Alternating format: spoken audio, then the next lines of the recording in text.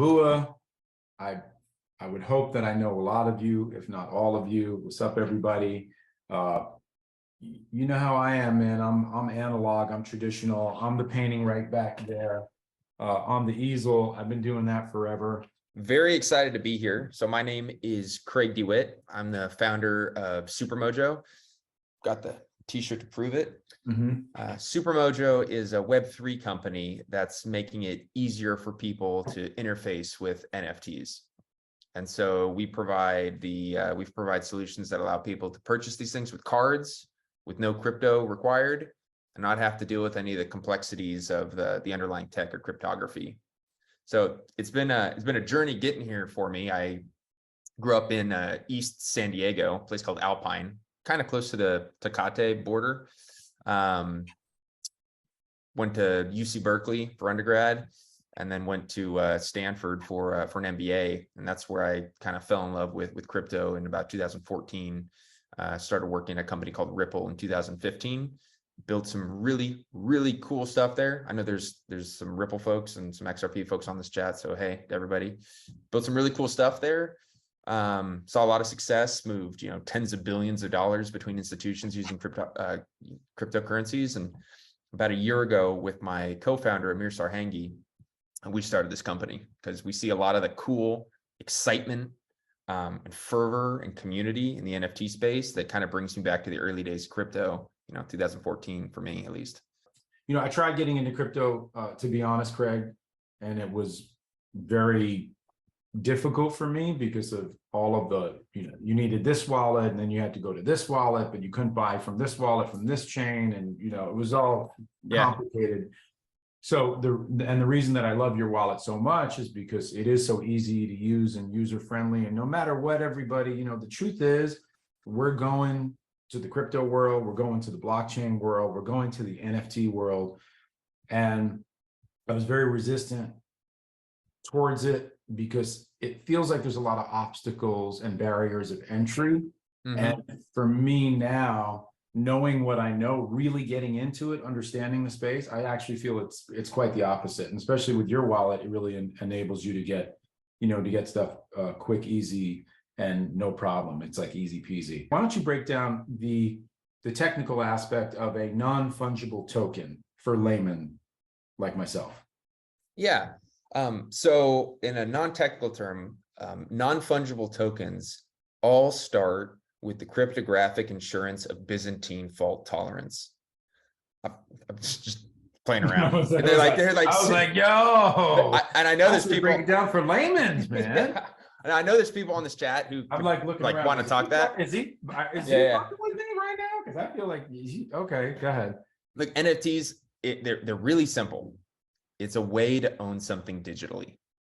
That's it, right? Now it's kind of like me explaining an email, right? You don't have to get into like the hardcore complexities behind it. It's a way to communicate directly with folks, right? That should be accessible to everybody. It's easy now. You just use Gmail.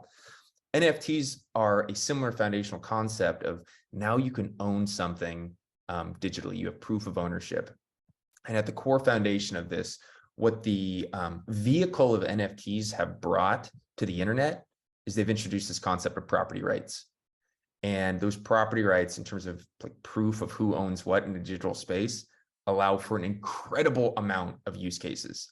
Those use cases go beyond kind of what you were talking about earlier of, hey, I'm gonna, put a pixelated cat on here and try to sell it, and then somebody's gonna flip it, right? Those days are over. And we went through a similar trajectory with crypto in like 2017, right? Before you really started leaning into the utility. And so what gets me so excited about NFTs is that they bring this concept of ownership and attestable ownership to where who owns what on chain, and you can actually deliver value or experiences directly to the owner of that asset. Like you take that foundational piece and like the world is your oyster with the kind of opportunities that artists, creators, or brands can bring to market. So for me, when people ask me what an NFT is, I don't even like that word. It's like, hey, it's a vehicle for digital property rights. So, Bua can release this incredible future that hasn't been possible, until now. But Craig. Yeah. I mean, that's Yeah. what I get. I get asked this more than anything in the world. And so, I mean, I get asked questions all the time. NFTs, I can't even hang it on my wall. And I say, okay, but how about the new Samsung that's coming out where you're going to be able to display your NFTs on the, what's that called? The new Samsung that's coming out, the Frame TV, I think it's Yeah, called. there's a bunch of those. Venture cool ones. Here's the thing, like you are going to, okay, so for example, with my NFT, you will own an original NFT. It is an indelible original. So you own the painting or the digital representation of the painting. It is the painting, technically, it's just existing in digital space, but you also own the underlying math, all the data underneath it. When people were buying Picassos back in the days, they were not buying Picassos because they thought the oil on the canvas was cool. They were buying it because they wanted a piece of the man himself. They wanted to own something that Picasso had touched with his hand. And I feel like it gets crazy and shaky because now that Picasso that somebody bought through years and years and decades and decades, there's a mystery about it because we don't even know if that is a real Picasso or if it's a fraudulent one or if it's a forgery. In terms of hanging on your wall, when was the last time like you took your Bua art on vacation? You know what I mean? Never. It's tough to carry that with you. The other piece is like you're at a legendary status where you have a long history of folks who've owned your art. Like, how cool would it be to actually know who your first 100 collectors are or where they are and have a direct vehicle to deliver them cool new stuff? Like, that's what gets me excited. That more direct connection where there's a vehicle for future assets, art, experiences to great to those users. Like, that's cool. You can't do that in the physical world. And also, like, when I was selling prints, wherever it was, whether it was a gallery, whether it was Target, Burlington Coat Factory, Bed Bath and Beyond, I had no idea who owned my art. And people don't really, necessarily reach out. Sometimes the super fans do, or people who want something specifically, like a commission, reach out. But like Benjamin Vivo that I see in the screen right there with my original Frank Sinatra painting in the house. Shout out to Ben V. That's an original Bua right there. But what we don't have is a connection with my collector. I just don't have that because there's no way to do that. So for me, having this relationship, the interaction, I know who has my work. They know where they can find me. They can communicate with me. I can communicate with them. Now that becomes community. Now we're actually building in a way that is symbiotic to the actual playground of the crypto world, because that's the concept of it. And so I always say that it reminds me of the beginning days of hip hop, when people were sharing moves, when people were building together, doing paintings together, creating together, because there was no understanding of commodification. There wasn't this capital ideology. It was just really about co-creation in a place where we wanted to grow and get better. And that was the early days of hip hop. And in New York City, and obviously we're all kids, right? Because hip hop was started by a bunch of kids. And these children were really about sharing and connecting. And I feel like that's reminds me of what's going on in the NFT space. It doesn't matter. That doesn't mean there's not douchebags and trash bags and parasites and people who are not in the industry, trying to do a quick money grab. But for the most part, the people that I've been dealing with, the collector community, it reminds me of the early days of that, or the early days of skating. You got those early days, and I feel like it's such a beautiful thing.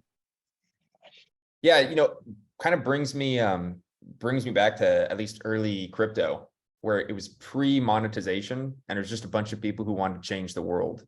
And I'm feeling that you get in the right communities, because there's still some cruft in the NFT community right now, but the energy that's going on in NFTs with creators, brands, and artists all trying to help each other is super cool, and it's super unique.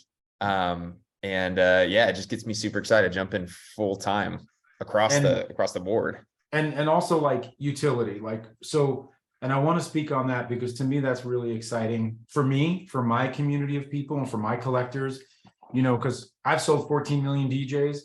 I don't know 13.99876 of those people who they are, right? But imagine if those people had bought a DJ NFT or my new MC NFT, and all of a sudden they're sitting at home, they get a golden ticket, and something's going to show up. That's what's going to happen with this one. Something's going to show up. They don't know what. It's going to be way more than the value of the NFT by far, maybe 15, 20x. And then maybe there's all these other things that happen with the people that don't get the golden ticket. They just get one of the variations and ideations of the MC, and they're just going to all of a sudden get something that's actually usable, reliable, valuable to them. That's way more than $100. That's what you can do with an NFT. And that's what excites me, because it's like, boom, I just airdropped you this. I'm not going to say what, but I just airdropped you, boom, because you're part of my community now. I think another piece of it is having access to an immediately global audience, which historically, you've talked about this, having to go through the middlemen and the shows and the these like art selling pieces in order to get discovered is, for the majority of artists out there, you're not going to make it through that. Well, yeah, I mean, you do have curated communities, you have Rarible, you have Nifty Gateway, you have these things, but in the art world, it is a very ivory tower, insular community. I'm not saying there's not galleries out there that are really cool, that are really for the people, by the people, about the people. There are, but for the most part, when you make your way in a system, and that's what, for me, I'm a rebellious person. I've always been a rebellious person. I've always been against the grain. I've kind of done it my way. I really have. I have been able to circumvent the pre-existing markets because I have a lot of opportunities, a lot of collectors, and so did a lot of artists who were successful. I mean, Picasso wouldn't be Picasso without Gertrude Stein. She was a great patron for him. Michelangelo wouldn't be Michelangelo without Pope Julius II and the Medici family. They were great patrons of his. Shout out to the Medicis. Are you talking about Snoop and his son, or no, old school? Okay, 1400 Medicis, baby. Gotcha. So I feel like we as artists need benefactors, we need patrons, we need people to help us and believe in us. For example, I'm building the Booliverse, right? Mm-hmm. So I love other people's ideas, because what I used to get off on, man, I'm going to tell you this. I used to go to gallery shows when my art was up, and I would stand behind people looking at my art, and they would be either criticizing it or they would be complimenting it. But I always learned something. And sometimes their evaluation and their breakdown was way more articulate and like diabolically intelligent than I could ever imagine my painting to be. So I was like, yeah, that shit you just said, that's what I'm going to say. So I would just take their ideas of my work, which I didn't even think of because I'm the creator of it, but they're coming from their perspective. And so I feel like this is what NFTs and the Booliverse metaverse can bring. You can have much more of a communal, integrated discourse and dialogue. And I think that's never happened in art, besides me having to just, shadow somebody at my gallery show. Yeah, completely. So one of the reasons why I'm super excited to be on here with you is this expansive vision over the Booliverse, and the expanding beyond NFTs is just digital icon candy, which, what you got is beautiful. But I do love these ideas that you have of actually turning these into a community experience. So I'd love to have folks hear a little bit more about that kind of expansive opportunity in the future as this grows. Well, that's how I see this. Like, I'll tell everybody here, I'll be very honest with you, whether you guys are familiar with my work or not. I've basically put all my eggs in this basket. I've been doing commissions forever. I've done a million commercial jobs, developed the look and feel of the game, EA Sports, NBA Street, and NFL Street. Designed the animation for Lyricist Lounge Show, had my own animation TV show on Comedy Central, had my own show on Oxygen called, with Darren Chavez here, he was the co-executive producer, called Street Art Throwdown, which was the first ever reality competition show. I've done a million commissions. I've done collaborations with Nike, Adidas, Microsoft, you name it. I'm not doing that anymore. I'm not taking commissions. I'm putting everything here on the line saying, I'm going to actually take this time of my life. The chapter has been flipped, and this is called explore my own imagination. This is the time where I'm going to go into the caverns of my imagination and actually explore it for the first time. Not any different than Kubrick or Wes Anderson or Tim Burton or Picasso or Rembrandt. And I feel like I've been given an opportunity by Ripple, by getting the Ripple grant to do that. And I'm going to continue to do that forever because I've basically fallen in love with NFTs, with crypto, with the digital space. It doesn't mean that I'm not painting on an easel, guys. I'm still painting on an easel, but I'm integrating it. So what's really cool about this MC that I'm going to be releasing March 16th is that I've taken analog elements that are very tactile and authentic from the 2D space that I come from, that I'm born into. And I've taken the paintings and I've interfaced it with digital art. So let me show you guys some stuff because, oh, wait, this is cool. So I've used some of these backgrounds that I've created. I'm just going to show you like this. Tell me if you guys can see this. That's tight. Yeah, I can see it. So these are just some drawings I've done. And this is all created for backgrounds of the MC, so that some of them are drawings, some of them are paintings. See that? Yeah, that's cool. Oh, there we go. There we go. Well, let me show you the painting version. And actually one more drawing and then the painting. So these are backgrounds of the MC is kind of coexisting in this space. The MC, of course, is the master of ceremonies, the mic controller. He moves the crowd. He is the speaker of truth, the teller of wisdom. He has his soapbox, and he is the communal leader. There you go. Can you guys see this? Yeah, Mike, the camera's trying to zoom in on it, so it's a experience looking at these things. We can see that though. It looks great. Okay, so all of these were done for the MC. And so then after that, we painted the hands and heads independently, and then hand inked the line work. And then in Photoshop, did a bunch of, like, I think 180 layers of colors. And then of course, generated it algorithmically, right? So this is a really cool one. These are so small, but they're kind of gemmies. They're gemstones. I got this one that you guys will like here. This is a crazy one. That's awesome. And then, so Boo, these are just to clarify, these are the unique backdrops. yes, To the MC character. that's right. So maybe we'll show some in a minute, but like these are the unique ones because I felt like for my first NFT, I wanted to take my analog world and zoom to the future, right? From really 2 turntables and a microphone to minting in the metaverse. That's the concept. We are going future. We want to go together. And I want to be able to educate my community, who is, for the most part, standoffish, because it's pretty nerve-wracking, this world. It really is.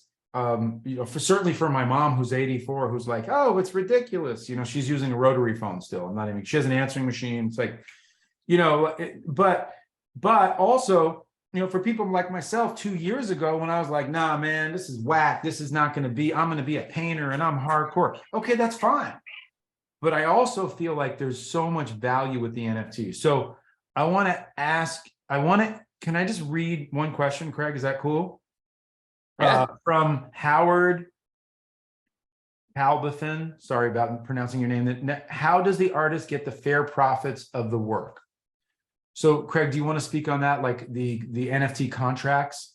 Yeah, so what's really cool about these is the concept of embedded royalties. And so when you're dealing with a blockchain and cryptocurrency is being used to acquire something, that money transaction is programmable. So there's no like actual person that you're waiting on to pay you out. And so what happens is, of the funds that are used to purchase that NFT from the seller on the secondary market, a proportion of that is set by the artist at the time of creating that asset and writing it to the blockchain goes directly to that asset's wallet. Like that it's a simple thing, but it's incredibly profound in terms of the empowerment of people to actually continue to receive value, continue to receive value from the effort that they put into these assets. And like, that's awesome for artists, but that is a ton of applications even beyond just royalties to art, as you can start managing, thinking it through what that foundational capability of a blockchain allows for. So royalties is just a way of getting money directly to the artist, even when they're not in the middle of a transaction, which is very cool. Craig, somebody said there's still a bunch of middlemen in the scene.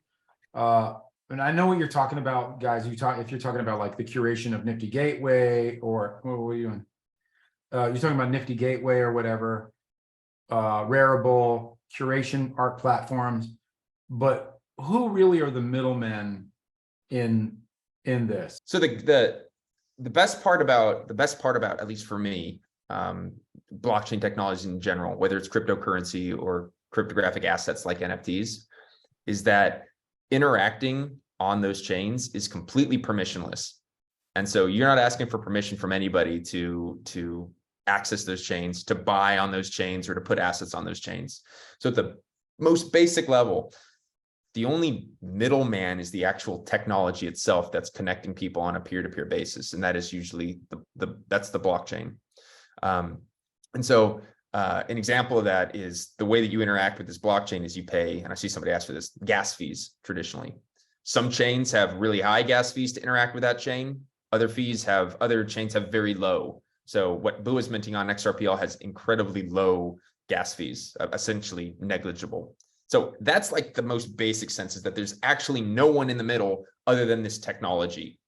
Now, I think what's being, and I agree, gas fees are crazy. There's a lot of great chains out there that are solving that issue, and some stuff in the future that we can talk about that's going to bring that down, but it's crazy right now. Boo's project is not affected by that though. Middlemen that I think we might be talking about is most people are not going to directly tap into a blockchain to access art or crypto or NFTs.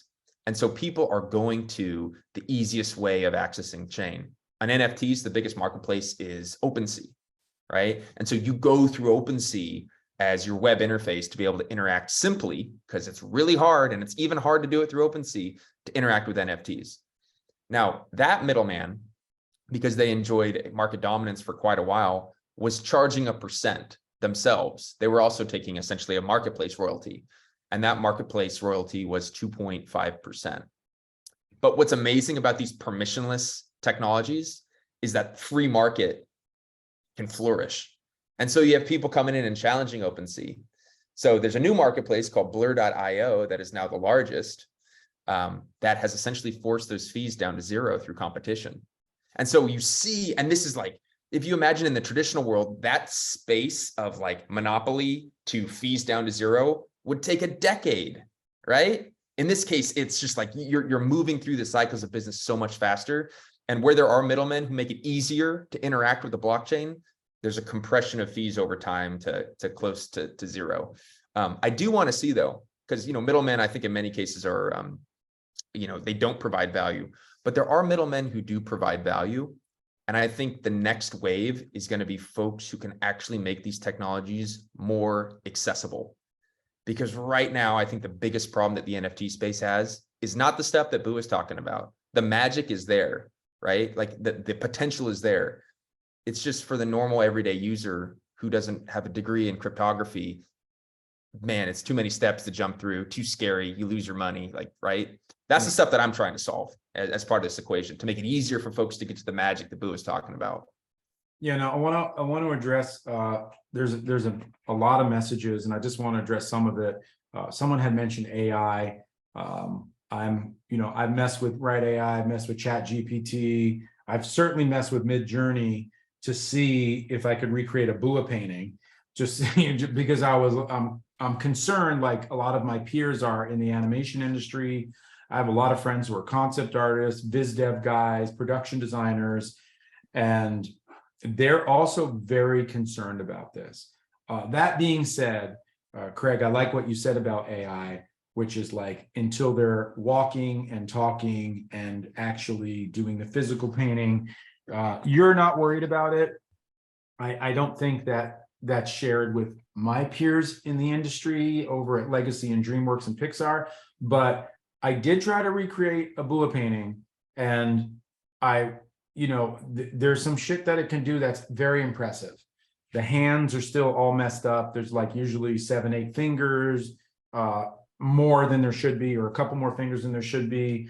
I put in like keywords like, Justin Bua, perhaps mannerism, urban art, whatever, basketball. And I got some pretty interesting ideas. So right now for me, Midjourney feels more like a tool, but I'm not mad at anything, because to me, and this is where that AI concept comes into this NFT concept, is that they're just tools. Glenn Vulpu, one of the greatest draftsmen of all time, the only living artist who was in the Masters series of life drawing, said, there are no rules, just tools, which means that it doesn't matter if you're painting with acrylic, gouache, oils, Midjourney, Procreate, Photoshop, you're still using them as a tool. So there's no rules to that, but you should have, in my opinion, a base skill set of drawing and painting as your background, because then you're never going to know how to really work the tools. You could have a bunch of programmers just dialing stuff in,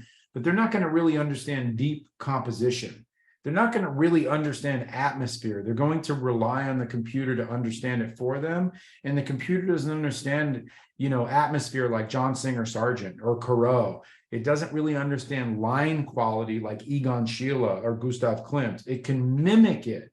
It takes a bunch of artists and algorithms and combines it and mimics it. So to be an original, though, you really have to be an original, right? Like in every way, shape, or form. So I think NFTs for me is the perfect medium for that, because I'm able to paint traditionally.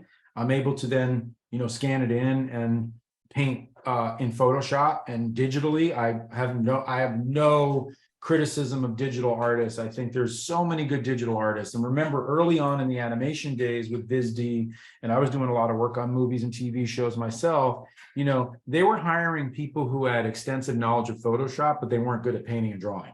They realized real quick that that was a mistake. So they started hiring people who could paint their ass off and then train them in Photoshop, so that because they just realized it was a tool. They took the real skill, the deep skill, the learned skill, the skill that took 20, 30 years to grow and mature.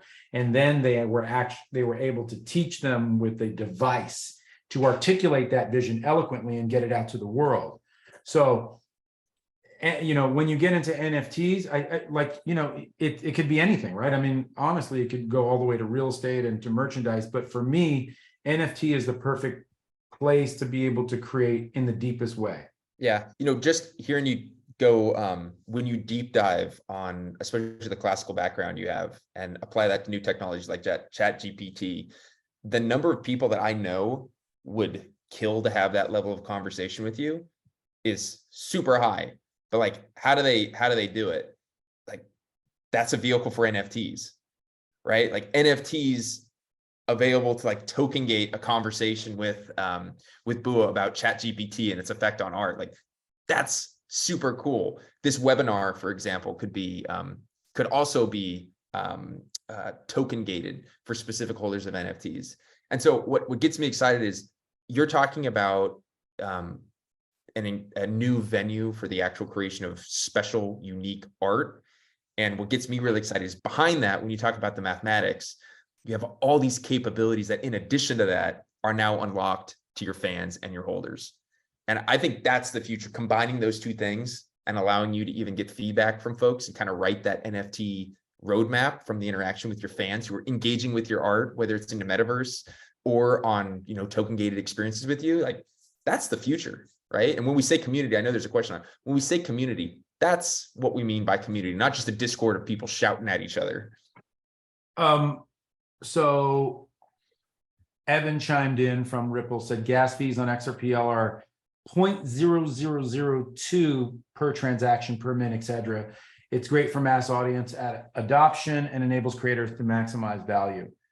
That is very true, right? I mean, it's become nominal in terms of how it used to be during the height of, Nifty Gateway when shit just got really crazy, Mhm. right? So it's really become like not a barrier of entry anymore, which is really what I love.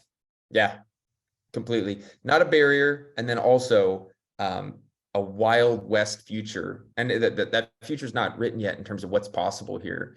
But, when you let your mind wander, like, I'd love to talk like more about what we can do with these NFTs over time. Because you introduced the concept. You mentioned something called the golden ticket briefly, right? You introduced like airdrops. I'd love to talk more about like Can I show the what that golden actually looks ticket, like. or is that weird? No, I'd love to show it because I think it's beautiful. Yeah. Can I, Rob? I just want to show this, guys. I'm going to show you guys the golden ticket. I have 11 golden tickets in my collection. Click this one here. It's on my desktop. I'm just having Rob navigate it. Open it first and have. Yeah, see that. just open that. Woo! It's really cool, guys. Billy So Wallace there's has already heard about the golden ticket. So there are 1,000 NFTs and only 11 golden tickets. So just want to let y'all know that. And here's one of the 11 I just want to share. Tell me if you guys can see it. Yeah. Okay, cool. So you could see it. Yeah, but that concept of a distributed one-of-one collection where each MC has been essentially touched by you and is unique. And on top of that, being beautiful and having this story about who the MC is, allowing additional functionality and utility down the line as the story unwraps. That's kind of an unbeatable story, I think. At least something that is authentic in the space that is, I think is lacking right now. Hey guys, I'm writing right now in the comments, go to Booliverse.com to sign up for early access, because I just want to make sure we have only 1,011 NFTs. All of them have utility. There's 11 golden tickets, there's a huge surprise with that, as there was when you go into, the chocolate factory. And I just want everybody to at least sign up to have the ability to get it, specifically my fans, because we already have over 1,000 signups. So I just want to make sure people do get it. I would feel horrible if they didn't, especially if everything that I'm talking about, to sign up for early access. Okay, there it is. So you could just click on, or you can't click on that because it's not a hyperlink. But anyway, go to Booliverse.com. You can see what I just wrote and just check it out. I want, how do I whitelist? What's the cost to mint? I need details from Rose. I'll leave that up to you to answer that one, Gregor. Yeah, so Booliverse.com, that link has a lot of information in terms of what these look like and what the price is. Price is $100 US. And what is really cool about this is you don't have to have crypto in a wallet that you can connect and store these NFTs on. And so these are purchasable with a credit card internationally. And we provide the wallet experience as well. So all you need to do to be able to buy this is log in, use a phone number and your credit card, and you can buy these. If you want to purchase on secondary markets, these will most likely be trading on any of the XRPL NFT marketplaces, where you can acquire these with XRP as purchase as well. But those are the details right now. So low key $100, and then whatever they end up going for in terms of XRP on those secondary markets when the big drop happens. Yeah, and Jessica, you're excited because you don't have a crypto wallet, and I have like 15 crypto wallets, and it's a pain in the ass. I've actually, believe it or not, lost my seed codes to some of those wallets. That's embarrassing to say, but it's super easy on Super Mojo. You'll see when you click on Booliverse, you sign up, you'll have information, and all you do is you just sign up for an email on the Super Mojo wallet, sends you a passcode key protection, right? And you Yep. fill it out, and then that's it. That's as easy as it is, Yep. which is kind of unheard of in this space, which I like. And I feel like that's the reason that I chose to use Craig's wallet, because it's the most user-friendly wallet in the world. And it feels like actual real world shit, not just straight crypto inside stuff, which is important. Yeah. Plus, it should open up the aperture of folks to be able to participate in this by at least 1,000-fold. So really excited to see I'd say like the normies come in, and not just the crypto based folks who are still going to be buying, but you know, I think this has a much wider appeal. I intend to do phygital drops in the future, the near future for sure. So in other words, when I do something, whether it's an NFT avatar or NFT PNG, there's going to be a physical accompaniment for that, because I come from the hard soft goods world, and I really think that that's super valuable. I never will leave that world. And so I think that it's valuable to have both that will funnel into the NFT. Just reiterating, go to the Booliverse.com, sign up for early access. You get early access on the day of the 16th. You will get the NFT. And like I said, there's a lot of utility there. So let's make it happen together. Let's stay connected, and let's be a real community of, pioneers, because I think this is, for me, I'm hedging my bets that this is really the future of art. And so that's why I'm putting everything into it. Good. Thank you very much, man. This was awesome. Thank you, guys. Thanks, everybody.